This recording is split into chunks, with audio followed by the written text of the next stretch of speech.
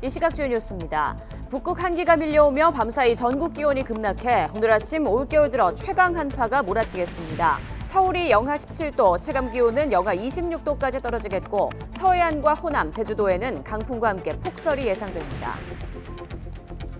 연휴 마지막 날 제주에 폭설과 강풍이 예보되면서 제주공항을 오가는 항공편이 대부분 결항할 것으로 보입니다.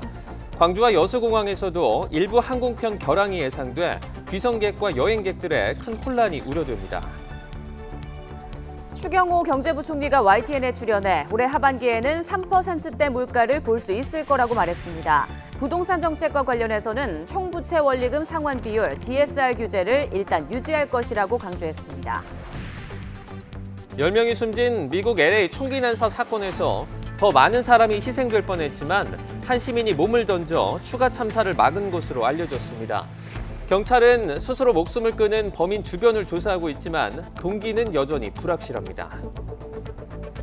중국에도 최강 한파가 몰아닥치면서 최북단 모허시의 기온이 영하 53도까지 떨어졌습니다. 이는 이곳에서 기록한 중국 역대 최저치를 54년 만에 경신한 것입니다. 네, 굿모닝 YTN 2부 이어갑니다. 설 연휴 마지막 날인 오늘 서울 기온이 영하 17도까지 떨어지는 등 올겨울 최강 한파가 맹위를 떨칠 것으로 보입니다. 한파 속에 강풍이 불고 서해안과 제주도에는 폭설까지 예고됐습니다. 김진두 기자입니다. 제주도를 비롯한 전국에 한파특보가 내려졌습니다. 기온이 15도 이상 급락하는 서울 등 중부지방은 한파 경보입니다. 철원 기온이 영하 23도, 서울도 영하 17도까지 내려가고 남부지방도 모두 영하권에 머물겠습니다. 연휴 마지막 날, 이번 겨울 들어 가장 추운 날씨가 찾아오는 겁니다. 북쪽에 찬 공기가 강하게 유입되며 전국 대부분 지역에 한파특보 수준의 매우 강한 추위가 예상됩니다. 강력한 북극 한파는 강풍도 동반하고 있습니다. 해안가에는 강풍특보가, 모든 해상에는 풍랑특보가 내려질 것으로 보입니다. 이 풍랑특보도 23일부터 25일까지 그리고 동해상은 26일까지도 풍랑특보가 지속될 것으로 예상되는 만큼 이 항공운항 및 해상운행에 영향을 줄 가능성이 있겠습니다. 여기에 서해안과 호남권 그리고 제주도와 울릉도 독도에는 폭설이 쏟아지겠습니다. 제주 산간과 울릉도 독도에 최고 70cm, 호남권에도 최고 20cm의 큰 눈이 오겠고 서해안에도 1에서 5cm의 눈이 쌓이겠습니다. 한파와 강풍, 폭설이 겹치며 귀경길에도 비상이 걸렸습니다. 기상청은 교통안전과 함께 백길과 하늘길이 막히는 상황도 고려해야 한다고 밝혔습니다. YTN 김진우입니다. 제주에 폭설과 강풍이 예보되면서 제주공항으로 가는 항공편이 대부분 결항할 것으로 보입니다. 연휴 마지막 날 일상으로 복귀하려던 여행객들의 대혼란이 우려됩니다. 김혜린 기자입니다. 대한항공 홈페이지, 일부 항공편의 비정상 운항이 예상된다는 안내문이 게시됐습니다. 대한항공은 설 연휴 마지막 날 제주 김포 노선 등 제주공항을 오가는 항공기 80여 편을 모두 결항하기로 했습니다. 오는 25일까지 제주의 많은 곳은 70cm 이상 눈이 쌓이고 바람도 강하게 불 전망이라 항공기 이착륙이 어려워진 건데 다른 항공사들도 사정은 마찬가지입니다. 아시아나 항공과 제주항공을 비롯한 저비용 항공사들도 제주 출도착 항공편 승객들에게 결항을 안내하고 있습니다. 한국공항공사 측은 연휴 마지막 날 제주를 오가는 항공기 400여 편이 모두 결항할 것으로 내다봤습니다. 또 제주뿐만 아니라 광주와 여수공항에서도 일부 항공편이 뜨거나 내리지 못할 것으로 예고됐습니다. 연휴를 맞아 제주 등 남부지방을 찾았다 일상으로 복귀하려던 여행객들이 무더기로 발이 묶이는 상황이 우려됩니다. 제주도는 공항 체류객들을 위해 담요와 생수 등 비축 물품 점검에 들어갔습니다. 기상청과 공항공사 측은 날씨에 따라 상황이 달라질 수 있는 만큼 사전에 항공기 운항 여부를 확인해달라고 당부했습니다. YTN 김혜린입니다. 설 연휴 셋째 날인 어젯밤 전국 주요 고속도로 곳곳에서 빚어지던 귀경길 정체는 대부분 해소됐습니다. 한국도로공사는 연휴 마지막 날인 오늘 오전 10시부터 귀경길 정체가 다시 시작돼 오후 3시쯤 절정에 이르고 밤 10시부터 점차 해소될 것으로 내다봤습니다.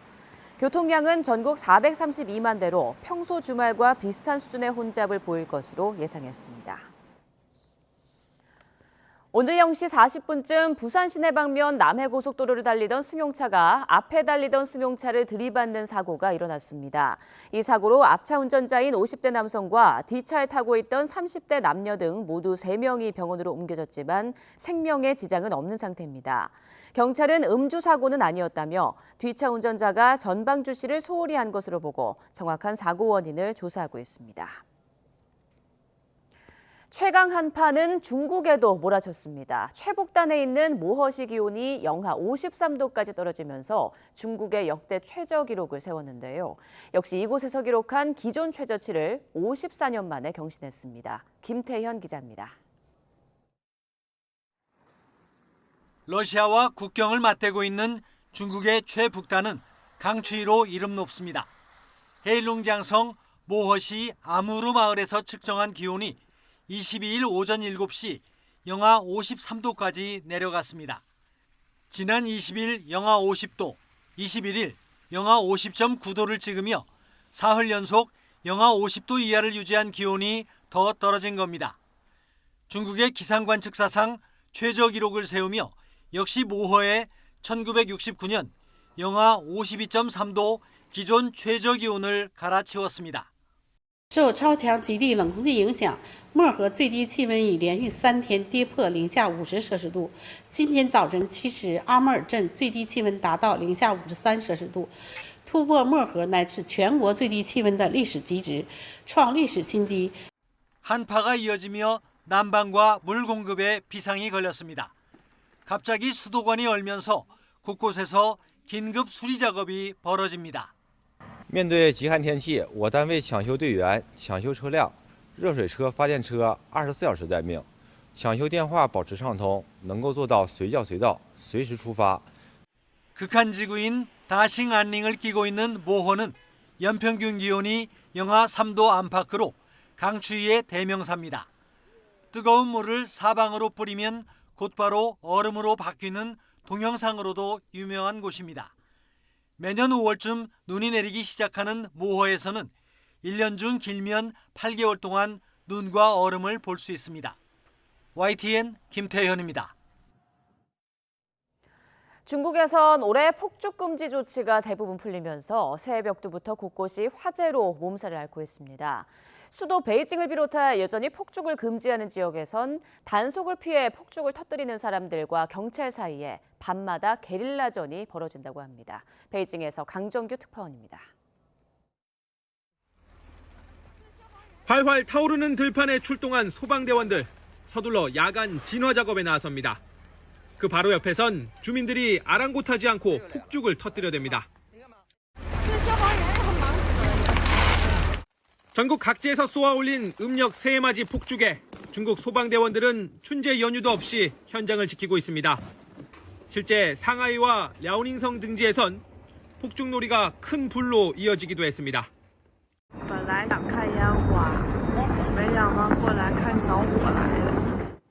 바로 이런 화재 위험과 매연, 소음 등 때문에 2017년 무렵부터 확대되어 온 폭죽 금지 조치가 올해 대부분 풀렸습니다. 지난 연말 폭죽 단속에 반발한 주민들이 공안 차량을 뒤집어 버리는 등 제로 코로나 3년 동안 억눌렸던 민심이 폭발하면서 더는 막을 수 없었던 겁니다. 수도 베이징을 비롯한 일부 지역에선 계속 전면 금지 조치가 이어지고 있지만 자유와 개방의 욕구를 원천 봉쇄하기엔 역부족입니다.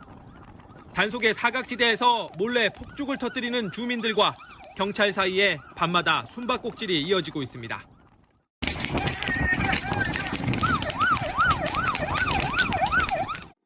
게릴라전을 방불케 하는 유난스런 행동. 폭죽이 한해 애군을 내쫓는다고 믿는 중국의 오랜 풍속에서 기원합니다. 일각에선 백지 시위의 명맥을 잇는 폭죽 혁명이라고 부르며 정치적 의미를 부여하기도 합니다. 베이징에서 YTN 강정규입니다.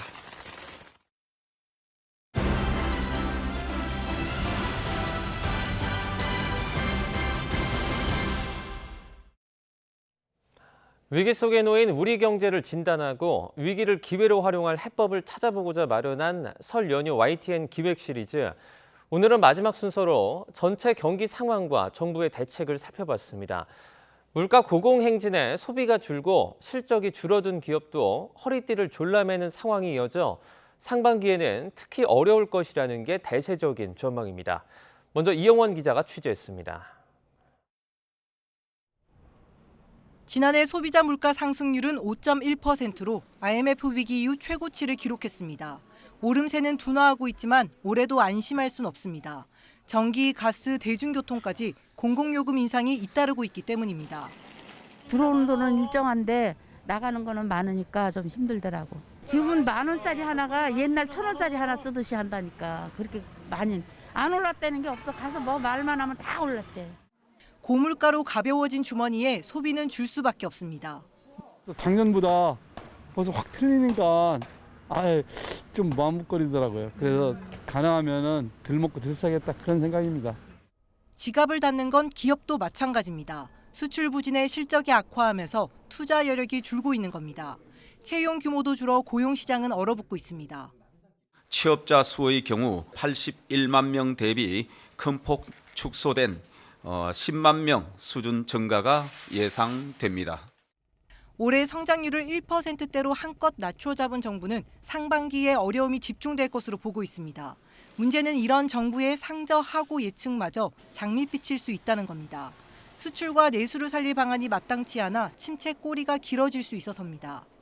세계 경제 침체 속에 이제 수출을 기대하기는 좀 어려워진 상황에서 물가, 고금리로 인해서 내수 기반도 지금 든든하지 않아서 하반기에도 이제 경기 침체가 장기화될 가능성, 지속화될 가능성은 상당히 높아 보입니다.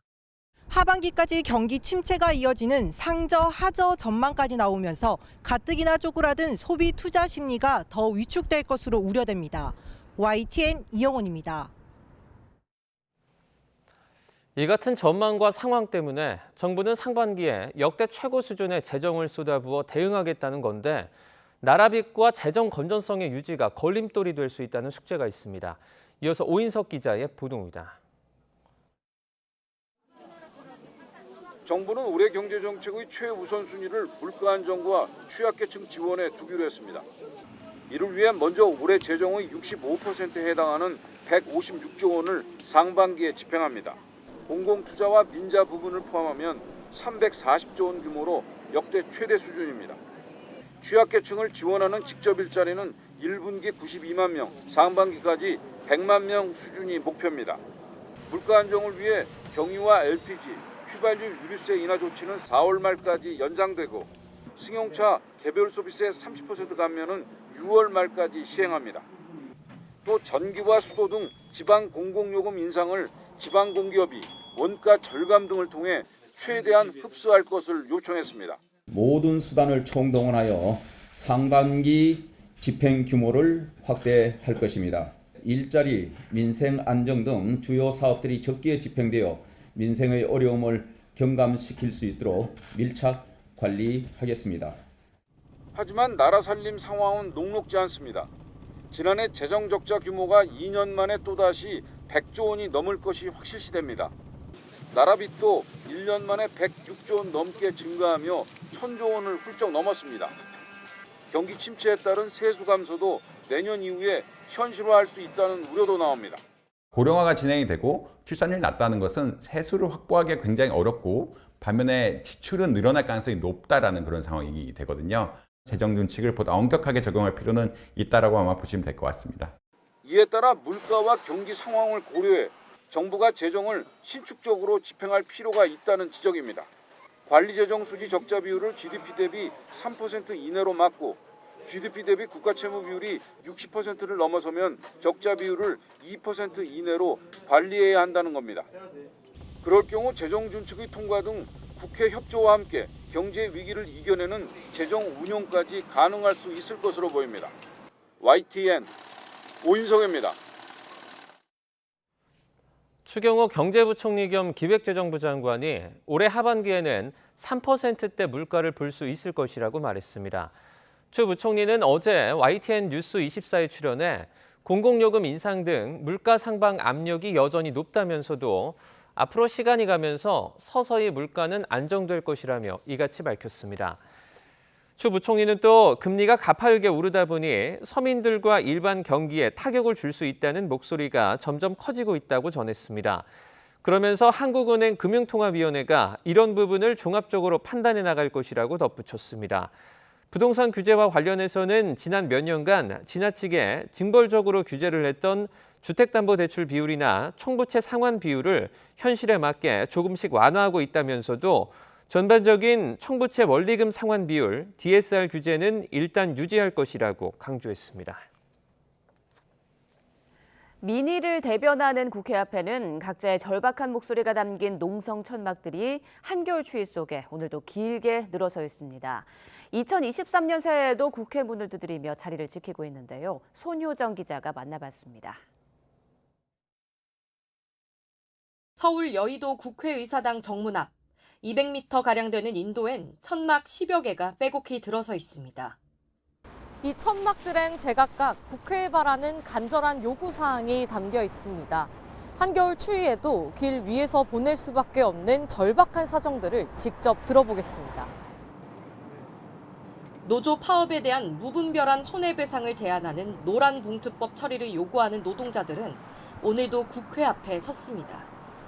지난해 말 30일 동안 단식 투쟁까지 벌였지만 입법 논의는 여전히 제자리 걸음입니다. 과반 의석을 가진 민주당마저 노조법 2조의 사용자 개념을 어떻게 정해야 할지 의견을 모으지 못해 법안이 상임위 단계를 벗어나지 못하고 있습니다.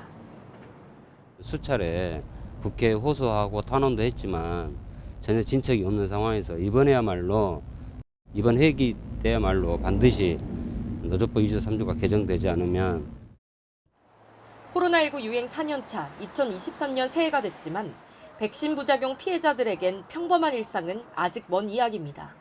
피해자와 그 가족들은 백신 접종으로 인한 피해 보상 범위가 지나치게 협소하다며 특별법 마련을 촉구하고 있습니다. 48만 건이 넘습니다. 왜 우리가 이렇게 길거리에 나올 수밖에 없었고, 왜 우리 부모가, 우리 자식이 이렇게 죽을 수밖에 없었고, 이렇게 중증으로 고생할 수밖에 없었던 건지를 조사해 달라는 거예요.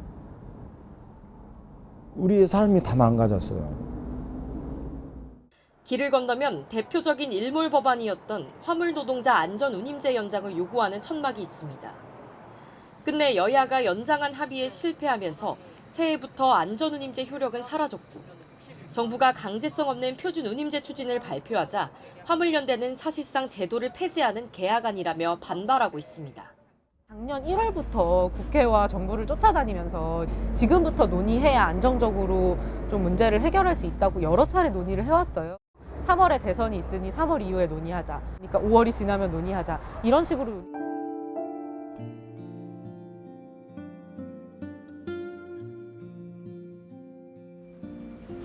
지금도 국회 앞 천막을 지키는 사람들은 바로 이 국회 문턱이 너무나 높고 무거워 보인다고 말합니다. 국민의 여러 목소리에 귀 기울여야 했던 국회가 경청과 수기보단 정쟁과 갈등에 골몰하며 애써 이들을 외면하지 않았는지 돌아봐야 할 때입니다. YTN 손효정입니다.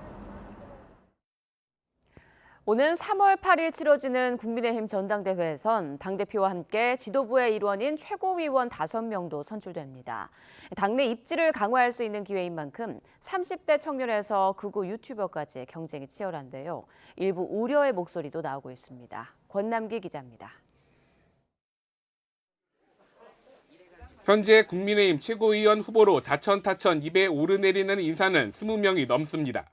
대부분 당내 주류인 친윤그룹이 거론되는 가운데 이준석 전 대표와 가까운 현직 의원들도 출마를 고심 중입니다. 특히 지난해 바뀐 당원에 따라 선출직과 청년 최고위원 5명 중 4명만 힘을 합치면 당 지도부 교체가 가능해 최고위원 선거 역시 당대표 못지않게 중요해졌습니다. 당대표 입장에선 2명 이상의 우군이 필수적인 만큼 당내 계파들은 최고위원 후보 선정부터 1명을 뽑는 청년 최고위원까지 치열한 수싸움에 들어갔습니다. 우리 당 내부에서 다른 소리가 나오지 않도록 확실하게 매듭을 짓겠습니다. 저는 윤석열 정부와 보수의 최전방 공격수로서 한 목소리로 뭉치겠다라는 식의 뉘앙스로 말씀하셨는데 전혀 민주주의에 대한 이해가 좀 부족한 것 아닌가. 최고위원이 되면 지도부의 일원으로 당의 주요 의사결정에 참여하는 건 물론 각종 회의에 참석하며 이름을 알리는 등 내년 총선 공천에도 유리한 고지를 차지하게 됩니다. 북한 정권을 직접 경험해보고 잘 아는 사람의 지혜가 반드시 필요하고 최고위원이 되는 것은 역사적 책무라고 생각합니다. 이렇다 보니 전현직 의원들을 넘어 그동안 비제도권의 극우 인사로 꼽히던 유튜버들도 잇따라 출마 의사를 밝히고 있습니다. 147만 구독자의 유튜브 채널 신의 한수나 84만 가로세로 연구소 등 줄줄이 최고위원 출사표를 냈는데 유튜브 방송으로 쌓은 인지도와 100% 당원 투표 선거라는 점 등이 출마 배경으로 꼽힙니다. 체제 파괴 세력과의 전쟁에서 완벽하게 승리해 진정한 정권 교체를. 여당 내 반응은 엇갈립니다.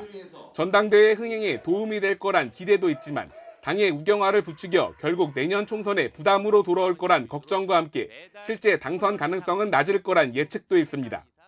이분들이 당의 리더십으로서 실제로 당에 들어와서 당을 이끌어갈 때 과연 그것을 선호하는 것이 그들의 연결될까. 친윤과 비윤이란 당내 세력 다툼에 극우로 분류되는 유튜버 등 비제도권 인사들의 출마까지 겹치며 국민의힘 내부에선 전당대회 최고위원 선거가 자칫 혼탁해질 수 있다는 우려가 나옵니다. YTN 권남기입니다. 라임 사태 주범인 김봉현 전 스타모빌리티 회장, 도주했다가 붙잡혀서 열린 재판에도 불출석하며 미룰 수 있으면 미룬다는 태도를 고수하고 있는데요. 김 전 회장이 이렇게 나오는 건 계속 지연시키면 불구속 상태가 될 수도 있다는 점을 노린 것 아니냐는 분석이 나옵니다. 이준엽 기자입니다. 지난해 11월 1심 결심 공판을 앞두고 전자장치를 끊고 사라진 김봉현 전 스타모빌리티 회장.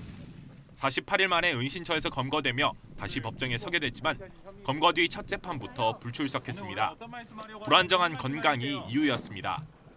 그런데 예전부터 도주와 불출석을 이어온 김 전 회장이 내심 기대하고 있는 게 따로 있는 것 아니냐는 분석도 나옵니다. 바로 다음 달에 법원 정기 인사가 있습니다. 만약 재판부가 바뀌면 공판 갱신을 하는 게 원칙입니다. 형사소송법에서는 판사가 바뀌면 이전 절차를 다시 밟도록 하고 있기 때문입니다. 재판부마다 택하는 방법은 다르지만 재판 장기화는 불가피합니다. 대장동 개발 특혜 의혹 재판 때에는 재판부가 바뀌면서 증인신문에서 틀었던 녹음 파일을 모두 다시 듣기도 했습니다. 다음 달 초 구속 만료를 앞두고 있던 김 전 회장으로서는 불구속 기회가 생길 수도 있는 겁니다. 게다가 재판부 기피 신청을 2차례나 냈던 김 전 회장은 재판부에 미운 털이 박혀 중형을 받을까 봐 도주했다고 검찰에 진술한 것으로 전해졌는데 새 재판부를 맞이하면 이 걱정도 사라져 2마리 토끼를 잡는 셈입니다. 하지만 김 전 회장이 구속기한 만료로 석방되길 꿈꾸더라도 이루기는 쉽지 않다는 것이 중론입니다. 당장 재판부의 속행 의지가 강합니다. 지난 16일 결심 공판은 김 전 회장이 출석하지 않아도 벌석으로라도 진행하겠다고 못 박으면서 예정대로 구형까지 마무리됐습니다. 게다가 재판을 마친 뒤에는 추가 구속영장 발부를 위한 심사까지 진행했습니다. 구속기한은 각 심급당 6개월로 제한돼 있지만 워낙 혐의가 많은 김 전 회장의 경우 다른 혐의에 대해서 추가로 영장을 발부할 수 있습니다. 새로운 범죄 사실이 있다면 구속영장을 다시 발부하는 게 하나의 방법이 되고 아니면 2개월 내에 빨리 재판을 선고할 수밖에 없겠죠. 하지만 보석이나 재판부 기피 신청 등 갖은 절차를 활용해온 김 전 회장이 또다시 뜻밖의 수를 쓸 가능성도 배제할 수 없습니다. YTN 이준엽입니다.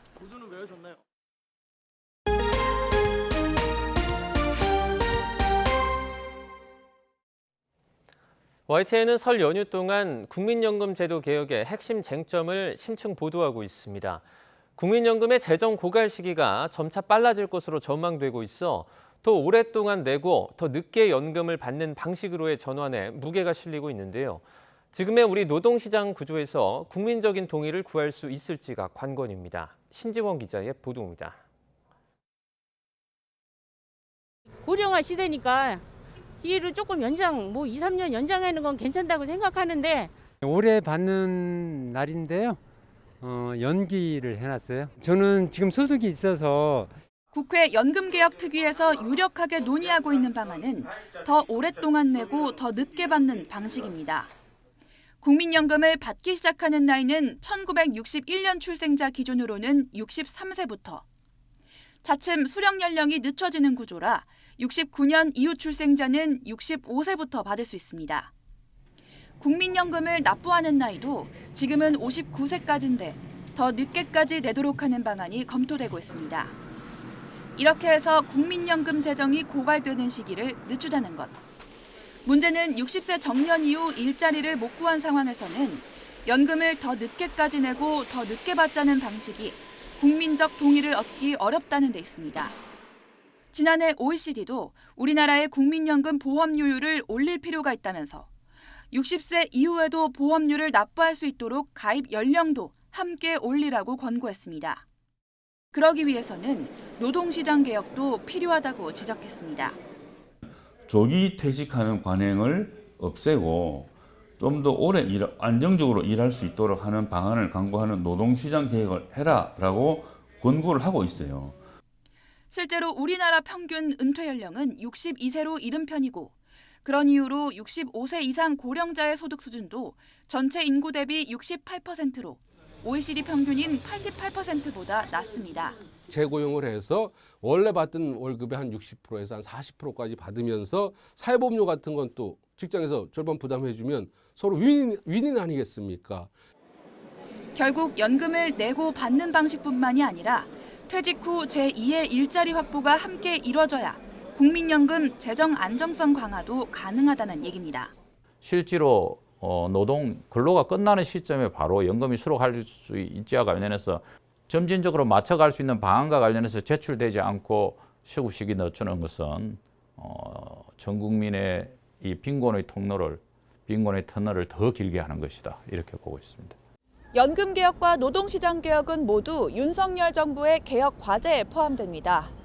정치권이 표심에 민감해지는 올해 하반기 총선 국면이 다가오기 전에 두 가지 어려운 개혁 과제에서 사회적 합의를 도출할 수 있을지 관심입니다. YTN 신지원입니다. 미국 LA 총기 난사 사건으로 더 많은 사람이 희생될 뻔했지만 한 시민이 몸을 던져 추가 참사를 막은 사실이 알려졌습니다. 경찰은 스스로 목숨을 끊은 범인의 주변을 조사하고 있는데요. 동기는 여전히 불확실합니다. 보도에 이상순 기자입니다. 미국 LA 몬터레이 파크의 스타 댄스 스튜디오 문 앞에 촛불이 켜지고 꽃다발이 놓였습니다. 토요일이던 현지 시간 21일 밤 10시 반쯤 총기 난사로 11명이 숨지고 9명이 부상한 곳입니다. 범인은 20분 뒤 인근 에렌브라의 댄스홀 라일라이 볼룸 스튜디오에도 나타났습니다. That's when I turned around and saw that there was an Asian man holding a gun. My first thoughts was I was going to die here. This was it. 브랜던 차이는 곧바로 달려들어 범인과 격렬한 몸싸움을 벌였습니다.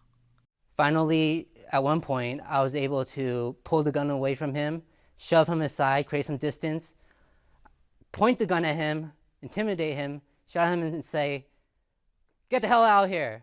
I'll shoot. Get away. Go." 브랜던이 빼앗은 범인의 총은 대용량 탄창이 달린 반자동 공격용 권총이었습니다. The suspect went to the Alhambra location after he conducted the shooting, and he was disarmed by two community members who I consider to be heroes because they saved lives. 72살 범인 휴 켄트레는 이후 스스로 목숨을 끊었습니다. 경찰은 참사가 일어난 첫 번째 장소는 범인이 자주 드나들던 곳이었을 것으로 보고 있습니다. 하지만 범행 동기는 여전히 불확실합니다. We still are not clear on the motive. The investigation continues, and that is something we are all extremely we want to know. 바이든 미국 대통령은 희생자들을 애도하기 위해 백악관과 공공기관들에게 조기 개항을 지시했습니다. YTN 이상순입니다. 지난해는 세계적인 예술 작품들이 유난히 많은 순환을 당했습니다. 반고흐와 클로드 모네, 앤디 워홀 등의 명작이 기후활동가들에 의해 수풀을 뒤집어 쓰거나 으깬 감자를 맞았습니다. 김선희 기자입니다. 아수라장이 된 밀라노 박물관. 앤디 워홀의 자동차가 온통 밀가루로 뒤덮였습니다. 기후활동가들이 환경 파괴에 대한 정부의 무관심을 비판하며 시위를 벌인 겁니다. 놀란 직원들에게 질질 끌려가면서도 끝까지 할 말은 하겠다는 의지입니다. Where we tried everything. We tried demonstrations, we tried petitions, we tried pressuring the government, and we have run out of options on how to attract the attention, the public attention on the climate and ecological crisis. 빈센트 반 고흐의 작품 해바라기도 토마토 수프를 뒤집어 썼습니다. 관람객들이 놀라 빠져나가고 경비들이 쫓아오는 상황에서도 환경 단체들은 소리칩니다. Are you more concerned about the protection of a painting or the protection of our planet and people? 반 고흐의 또 다른 작품 씨 뿌리는 사람은 완두콩 수프가 뿌려지고 클로드 모네의 건초더미도 으깬 감자로 범벅이 됐습니다. 기후활동가들은 레오나르도 다빈치와 보티첼리, 피카소의 작품에도 비슷한 시위를 벌였습니다. 시위는 박물관뿐 아니라 쇼핑 상가와 거리 등 곳곳에서 이루어집니다. 결국 사람들의 이목을 끄는 데 성공했지만 시위 행태에 대해서는 논란이 일고 있습니다. Totally defeats the purpose. I think they only raise aggressions against the purpose that they want to. Well, the ideas that they want to send. 최근 기후 문제가 심각해지면서 기본 취지에는 동감하는 분위기지만 시위 자체가 자극적이고 폭력적인 경우도 적지 않아 우려를 낳고 있습니다. YTN 김선희입니다. 한식을 주로 먹는 중장년층의 경우 짠 음식 섭취가 사망률을 높이지 않았다는 연구 결과가 나왔습니다. 또 바나나와 시금치 등에 많은 칼륨은 사망률을 낮춰서 충분히 섭취할 필요가 있다는 지적입니다. 신윤정 기자입니다. 짜게 먹으면 몸에 안 좋다는 생각에 싱겁게 먹거나 국물을 자제하는 등 식사 때마다 신경 쓰는 사람들이 많습니다. 소금에 든 나트륨을 많이 먹으면 혈압이 올라가거나 심혈관 질환 위험을 키우기 때문입니다. 국도 웬만하면 건더기 위주, 국물은 잘 안 마시려고 하고요. 라면 같은 것도 그냥 면만 먹고 국물은 버리고. 그러나 우리나라 성인의 나트륨 섭취량은 사망률에는 영향을 주지 않는 것으로 나타났습니다. 연구팀이 40세 이상 성인 14만 3천여 명을 나트륨 섭취량에 따라 5개 그룹으로 나눠 평균 10년 이상 추적 관찰했는데 전체 사망률과 심혈관 질환 사망률 등에서 그룹 간 차이가 없었습니다. 조사 대상의 하루 평균 나트륨 섭취량은 2,500mg으로 WHO 권고치보다 약간 많았지만 과도하게 많은 수준은 아니었습니다.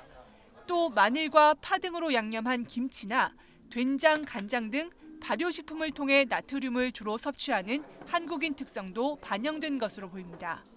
곡물이나 생선 등의 염장식품과 김치나 아니면 장류 등의 발효식품을 등을 통해서 나트륨을 섭취하기 때문에 이런 문화적, 인종적 그런 생활식 습관의 차이가 서양과는 다른 결과를 나타냈다고 생각합니다. 한편 칼륨 섭취는 사망률을 크게 낮춰주는 것으로 나타났습니다. 칼륨 섭취량이 가장 많은 그룹의 사망률과 심혈관 질환 사망률은 섭취량이 가장 낮은 그룹보다 각각 21%, 32% 낮은 것으로 분석됐습니다. 바나나와 토마토, 시금치, 감자 등에 많이 함유된 칼륨은 혈관을 이완시켜 혈압을 낮추는 효과가 있습니다. 연구진은 칼륨 섭취량이 WHO 권고치보다 크게 낮다며 충분한 칼륨 섭취가 심혈관 질환과 사망률을 낮추는 데 도움이 될 수 있다고 조언했습니다. YTN 신윤정입니다. 대입에서 이른바 문과 침공 문제 개선책을 찾고 있지만 근본적인 해결은 수능 자체의 변화입니다. 내년에 확정되는 2028학년도 수능 개편안은 고교 학점제와 맞물려서 특히 큰 변화가 예고되는데요. 정부가 공정성을 앞세워 정시를 확대하려는 기조와 달리 대학들은 수시 학생부 종합전형 확대를 요구하고 있습니다. 그 이유를 김현아 기자가 취재했습니다. 사회 고위층 자녀의 스펙 품앗이, 그 민낯이 드러나면서 입시 공정성 강화를 위해 정시가 대폭 확대됩니다. 하지만 실제론 수도권 주요대 정시만 확대됐고 전체 정시 비중은 계속 낮아졌습니다. 대학이 정시 선발을 꺼리는 건 정시생의 중퇴 비중이 너무 높아 대학 운영이 어렵고 입학 후 학업 성취도도 떨어지기 때문입니다. 서울에 있는 의과대학을 입학하려고 수능을 한번 더 봅니다. 이게 의과대학만의 문제가 아니잖아요. 도미노처럼 하나하나 이렇게 쓰러뜨리면서 그 입학했던 학생들이 어떤 스트레스를 가지고 어떤 일을 할지 그거를 아무도 장담할 수가 없단 말이죠. N수생이라고 하면 그 시험을 2번 보고 3번 본 학생들인 거고요. 2번 보고 3번 봤을 때 성적이 오르는 것을 그 학생의 오롯한 학업 역량인가. 학생부 교과 전형도 절대평가인 성취평가제 하에선 사실상 기능을 할 수 없습니다. 대학들은 결국 지원자가 무엇에 관심을 두고 공부해 왔는지 맥락을 살피는 학생부 종합전형을 확대해야 한다는 입장입니다. 수상 경력, 자기소개서 부활과 대학의 선발 자율권 확대 필요성도 강조합니다. 고교 교육과정에서 선생님들과 학생들이 수행한 것은 평가를 하는 방향으로 되돌려 놓아야 된다. 지원한 지원자 스스로도 자기소개서 등을 통해서 자신의 이야기를 설명을 하고 그리고 어필할 필요가 있다고 생각을 합니다. 교육당국 생각도 대학들과 비슷하지만 문제는 때마다 불거지는 입시 비리로 학생 선발 자율권 확대 요구에 대한 여론이 곱지 않다는 겁니다.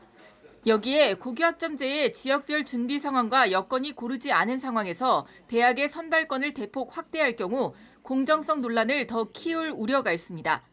하지만 고교학점제 하에서 주요 대학 정시 비율이 계속 높게 유지되면 상위권 수험생일수록 학교 수업과 별개로 사교육을 통해 각자 도생 수능 준비를 병행할 수밖에 없는 상황. 서울대 역시 2028학년도에 학종 강화와 수능 영향 축소로 방향을 잡은 가운데 정부와 교육계가 남은 1년 여론을 얼마나 설득해내는지가 대입 개편의 최대 변수가 될 전망입니다. YTN 김연아입니다. 윤석열 대통령의 대선 공약 가운데 하나가 전라북도 무주군에 태권도 사관학교를 세운다는 건데요.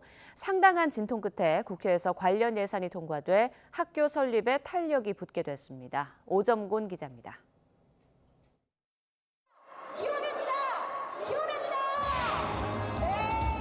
인구 2만 명가량의 작은 산골 전라북도 무주군. 전체 인구의 10분의 1가량인 2천 명이 한자리 모였습니다. 지역 최대 수건 사업인 국제 태권도 사관학교 설립 관련 예산에 국회 통과를 자축하는 자리입니다. 사전 타당성 조사 용역 벽보가 의미 있는 것은 대형 국책 사업 추진을 위한 첫 행정 절차를 진행하는 수단이자 국제 태권도 사관학교 설립을 시작하는 일이기 때문입니다. 도지사는 물론 국회의원들과 태권도 관련 단체들까지 대거 참석했습니다. 대선 공약임에도 불구하고 예산 심의에서 진통을 거듭한 국제 태권도 사관학교. 공약 사항인데도 불구하고 전혀 정부에서 예산이 다 올라오지 않았습니다. 정말 어려운 가운데서 마지막 단계에서 기재부 장관하고 협상 끝에 진통 끝에 사전 타당성 용역비 3억 원이 최종 반영되면서 태권도 사관학교 건립은 한층 탄력을 받게 됐습니다. 네, 최종 용역 결과가 나와 봐야 알겠지만 이곳 태권도원 바로 옆에 있는 바로 저 너머 민자지구가 태권도 사관학교가 설립될 유력한 후보지 가운데 하나입니다. 국제대회가 가능하고 태권도 진흥을 위한 각종 교육시설이 있는 태권도원과의 시너지 효과를 노린 겁니다. 태권도 사관학교가 다시 이렇게 설립이 된다면 우리 태권도인들로서는 굉장히 영광이고 또 앞으로 태권도 보급에 또 진흥에 많은 보급이 될 거로 생각이 됩니다. 2027년 설립을 목표로 하는 태권도 사관학교는 북한 대학원 같은 1년 과정의 일종의 대학원 대학입니다. 입학생 300명 가운데 280명가량을 외국인으로 채워서 글로벌 태권도 지도자를 육성하고 태권도의 국제적 위상을 높여나간다는 포관입니다. YTN 오점곤입니다. 올해 전남에서는 유일한 정부 공인 국제행사 순천만 국제정원 박람회와 전국체전 등이 열리는데요. 세계문화유산 갯벌 등 풍부한 해양관광 자원과 어우러져 매력 넘치는 전남 방문의 해가 될 것으로 기대되고 있습니다. 김범환 기자입니다. 10년 만에 다시 열리는 순천만 국제 정원 박람회. 올해는 도시 전체가 정원이 되고 시민의 삶도 정원 속에 녹아드는 흥겨운 한마당을 마련합니다. 도로가 사람을 위해서 어떻게 변하는지 순천이 보여드릴 겁니다. 재해시설이 어떻게 정원이 되는지도 보여드릴 겁니다. 순천은 대한민국의 새로운 도시계획의 이정표를 세울 겁니다. 천국이 순천입니다. 오는 4월 1일 개막해 7개월 동안 열리는 정원 박람회는 관광객 800만 명 유치를 목표로 하고 있습니다.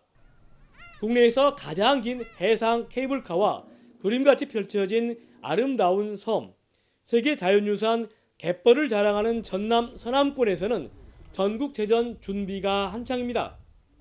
전남의 저력과 전남도민의 역량을 전국 방방곡곡에 휘날릴 수 있도록 전 국민이 동감하고 환호를 지를 수 있는 전국체전.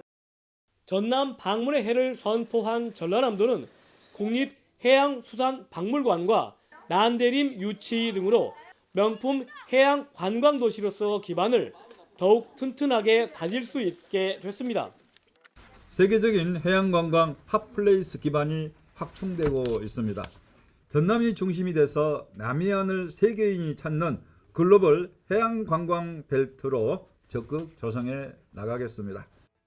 지난 2012년 엑스포 개최 뒤 한 해 관광객 1,000만 명 시대를 연 여수를 비롯해 올해 전남은 코로나 이후 다시 찾고 싶은 관광도시로의 도약을 꿈꾸고 있습니다. YTN 김범환입니다.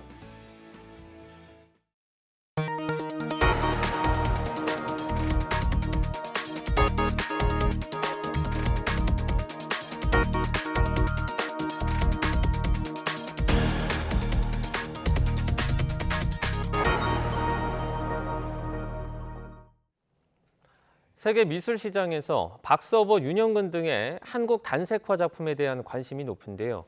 거장들의 치열한 작가 정신을 이을 차세대 단색화 작가의 저력과 작품성을 살펴볼 수 있는 전시회가 열려 주목됩니다.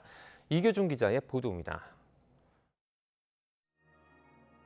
박서보, 하종현 등과 함께 1세대 단색화의 대표 주자로 꼽히는 최명영 작가의 평면 조건. 붓 대신 손가락으로 물감을 뭉개 그린 작품마다 치열한 정신적 수행의 흔적이 남아 있습니다. 백색 회화의 거장 이동엽 작가는 수양하듯 수없이 붓질을 반복해 순백의 미를 농축했습니다. 이들의 뒤를 잇는 후기 단색화 작품에는 또 다른 고심과 실험 정신이 담겨 있습니다. 평면적 단색화에 시각적 깊이를 더하려는 시도도 그 중에 하나입니다.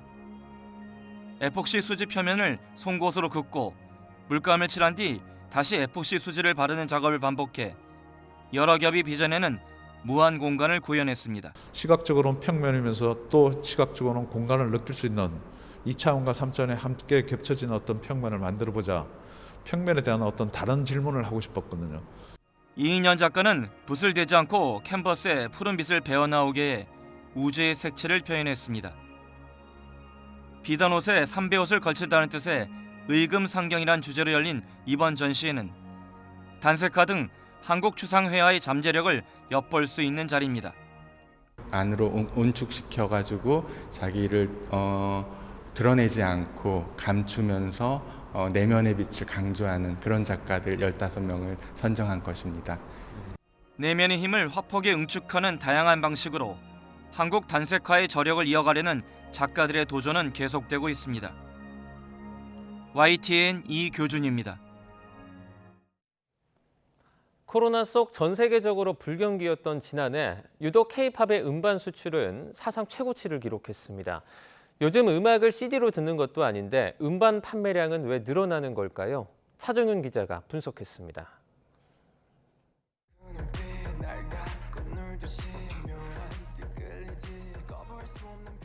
백화점에 있는 매장 안에 아침부터 긴 줄이 늘어서 있습니다. 아이돌의 새 앨범과 기념품을 사기 위해 백화점 개장 전부터 기다린 사람들입니다. 앨범은 물론 포스터와 사진집, 열쇠고리와 작은 가방까지 불티나게 팔려나갑니다. 앨범 구성품 안에서 다양한 버전의 포토카드를 많이 제시를 해서 한 가지가 아니라 좀 다양한 종류의 포토카드를 모으는 그런 재미가 있지 않나 싶어요. K-pop in general is much more interesting than a lot of the K-pop or music in America, just because there's more stuff going on. We don't have stuff like this in America. 글로벌 팬들의 K-pop 수요도 늘면서 지난해 음반 수출액은 사상 최고치를 기록했습니다. 수출 규모는 최근 5년 동안 꾸준히 늘어나 지난해 2억 3,311만 달러를 찍었는데 우리 돈 3천억 원에 육박합니다. 나라별로는 일본과 중국, 미국 빅3 시장이 각각 수출액 규모 1, 2, 3위를 차지했습니다. 특히 지난해 미국에서 가장 많이 팔린 앨범 10장 가운데 7장이 K-pop 그룹의 앨범이었습니다. 이 같은 실적은 실물 음반을 일종의 기획 상품인 굿즈처럼 모으는 팬덤 문화 영향인 것으로 분석됩니다. 단순히 음악을 듣기 위해 CD를 사는 게 아니라 좋아하는 것들을 소장하고 커뮤니티에 공유하며 취향을 깊게 파는 이른바 디깅 소비를 하고 있는 겁니다. 이게 취미가 됐든 취향이 됐든 그런 굿즈를 수집하려고 하고 그런 굿즈를 계속 수집하고 모음으로 인해서 좀 더 그 대상에 대해서 몰입하는 어떤 성향이 더 깊어진다고 해야 될까요?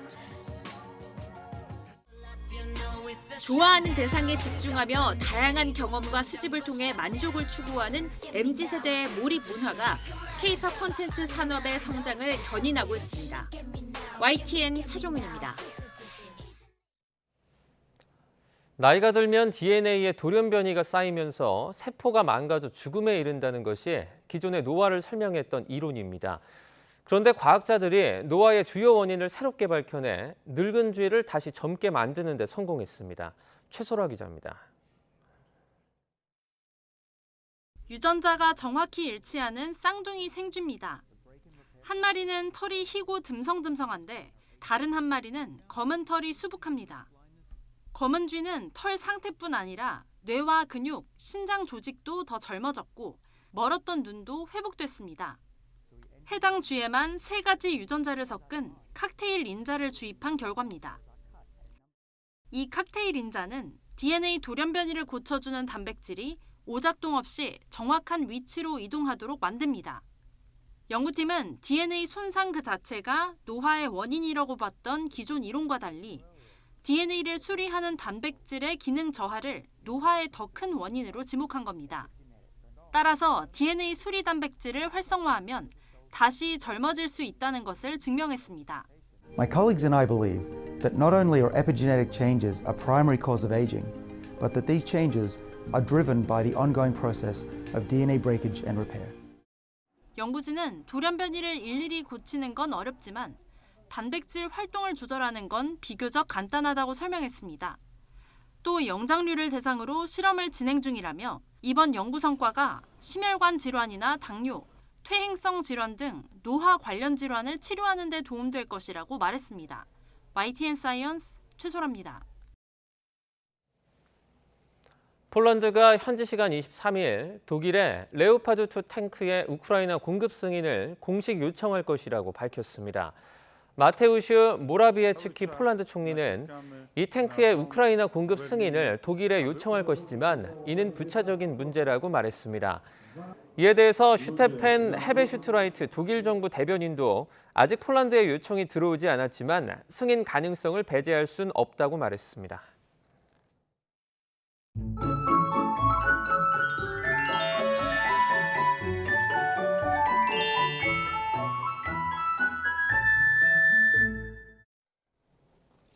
오늘 귀경길에 오르실 땐 옷차림 꼭 따뜻하게 하셔야겠습니다.